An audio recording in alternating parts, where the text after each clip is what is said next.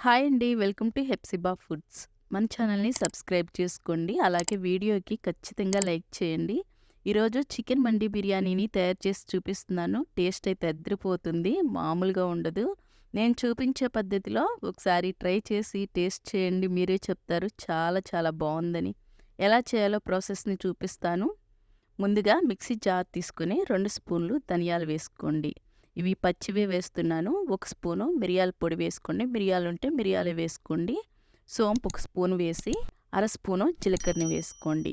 శొంఠి 2 చిన్న ముక్కల్ని వేసుకోండి. 1 ఇంచు చొప్పున 2 దాల్చిన చెక్క ముక్కల్ని వేసుకోండి. 7 ఇలాచీలను వేసి, జాజికాయ ముక్క చిన్నది వేసుకోండి. అనాస పువ్వు సగం వేసుకోండి.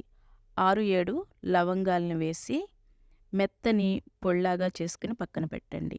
చికెన్ 2 సార్లు కడిగి తీసుకోండి. కేజీ చికెన్ ఇది. మండి బిర్యానీకి పీసెస్ పెద్దగానే ఉండాలి. ఇలా ఘాట్లు పెట్టుకోవాలి. చికెన్ ముక్కలన్నిటికీ ఘాట్లు పెట్టిన తర్వాత గ్రైండ్ చేసిన మసాలా మొత్తం వేయకుండా 1 స్పూన్ మసాలాని మిగిల్చి పక్కన పెట్టండి. ఫ్రెష్ అల్లం వెల్లుల్లి పేస్ట్ 2 స్పూనులు వేసుకోండి. తర్వాత పావు స్పూను పసుపు వేసుకోండి. 2 స్పూన్లు ఉప్పు వేసి, కారం 1.5 స్పూను వేసుకోండి. ఒక నిమ్మకాయ రసాన్ని పిండుకోండి.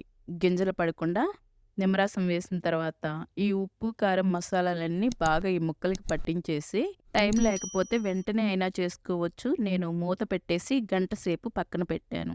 700 గ్రాములు బాస్మతి రైస్‌ని తీసుకొని 4 సార్లు బాగా కడిగి, నీళ్లు పోసి కనీసం అరగంట అయినా నానపెట్టుకోవాలి.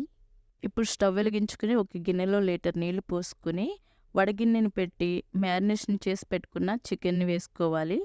ఈ చికెన్‌ని మూత పెట్టేసి 15 నిమిషాల పాటు ఆవిరిపోకుండా ఉడికించుకోవాలి. 15 నిమిషాల తర్వాత రెండో వైపు తిప్పి మూత పెట్టి ఉడికించాలి.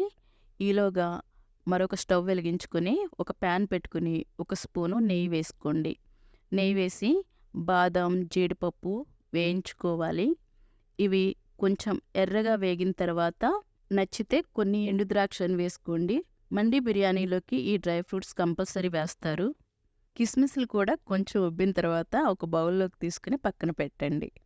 ఈలోగా ఆవిరి మీద చికెన్ ఉడకటానికి అరగంట టైం పట్టింది. స్టవ్ వెలిగించుకుని ఒక ప్యాన్ పెట్టుకుని 2 స్పూన్లు నెయ్యి వేసుకోండి. ఆవిరి మీద ఉడికించిన చికెన్ ముక్కల్ని బాగా ఫ్రై చేసుకోవాలి.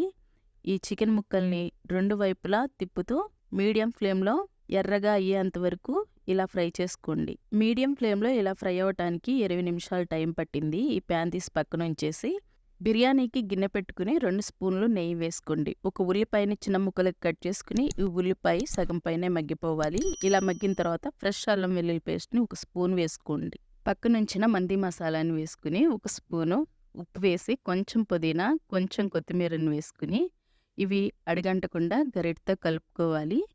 ఇలా కలుపుకున్న తర్వాత చికెన్‌ని స్టీమ్ చేసుకోగా వచ్చిన చికెన్ స్టాక్‌ను పోసుకోవాలి. ఎక్కువసేపు నానిన గ్లాస్ బియ్యానికి 1.5 గ్లాస్ కన్నా కొంచెం ఎక్కువగానే ఎసరు పడుతుంది. ఎసరు బాగా తెరలు కాగనివ్వండి. అప్పుడే అరగంట పాటు నానబెట్టుకున్న రైస్‌ని వేసి బాగా కలపండి. మంటని మీడియం ఫ్లేమ్‌లో ఉంచి 60% రైస్ కుక్ అవ్వాలి. సగం కుక్ అయిన తర్వాత మూతను తీసి ఒకసారి గరిటెతో కలుపుకోండి. ఇలా సగం కుక్ అయిన తర్వాత ముందు వేయించిన ఫ్రైడ్ డ్రై ఫ్రూట్స్‌ని వేసుకుని, కొంచెం కొత్తిమీరని వేసుకుని, ఒకసారి గరిటెతో కలుపుకోండి. ఇలా కలిపేసి, ఆ పైన గ్రిల్డ్ చేసుకున్న చికెన్‌ని పైన ఇలా పెట్టండి. ఈ ఫ్రై మొత్తం ఇలా పెట్టేయాలి. మధ్యలో గిన్నె పట్టటానికి కొంచెం ఖాళీ ఉంచుకోవాలి. ఎందుకంటే ఈ బిర్యానీకి స్మోకీ ఫ్లేవర్ ఇస్తే బావుంటుంది. బొగ్గు ప్లేస్‌లో కొబ్బరి పెంకని కాల్చి తీసుకుంటున్నాను.